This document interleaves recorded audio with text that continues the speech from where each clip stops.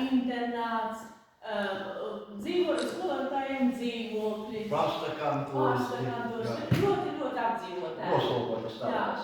Un 3. stāvā jumtistabiņā, vēl nelīdz galam izbūvētā, dzīvoja skolīnās.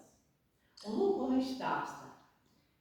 Kādu nakti, tā pusnakti, pa pažogalas durtiņām, kas ved uz viņa istabiņu, lidojoša galva, apmet slaidu loku pa istabu un pēc kāda brīža nozūd. Kad tas tā pirmo reizi, ko tas domas, kā man gadās. Varbūt vakarā kāds pa daudz. Ieinvestēts, ja? Jā. Un tas sāk šivierēties. Tā ir, ka pa daudz ieinvestēt, tas šivierējās. Un viņš vīrietis būdams aizmirsis par notikušo. Bet ne uz ilgu laiku. Pēc kādā mēneša tā lidojošā galva viņu apciemo atkal.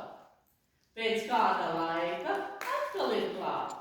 Skolotājs, kaut arī vīrietis labākajos gados sāk justies tā galīgi neumolīgi. Sāk palikt šķērni ap dušu, ja? Jā, un tad viņš ierunājas par savām līkstām ar ciema sievām.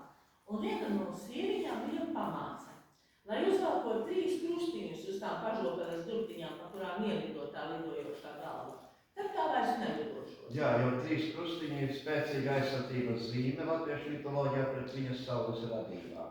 Skolotājs tā arī esot izdarījis, un kopš tā laika tā lidojošā galva vairs nelido. Lai gan, tad, kad mums te ir nakts programmas turistiem, vai arī diennakts nometnes bērniem, tad uz īpaša līguma pamata tā galva lido gan. Vasarā. Jā, bet kā